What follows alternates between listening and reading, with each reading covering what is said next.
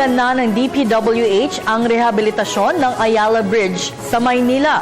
Kaugnay nito, nagpalabas ng traffic rerouting scheme ang MMDA para sa mga motorista.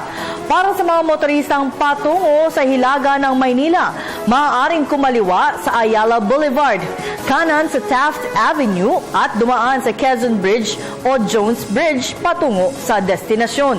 Ito rin ang maaaring madaanan ng mga magmumula sa Rojas Boulevard at Taft Avenue.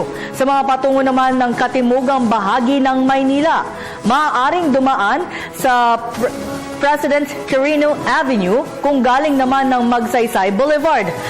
Bagtasin na lang ang Legarda at Lacson Avenue.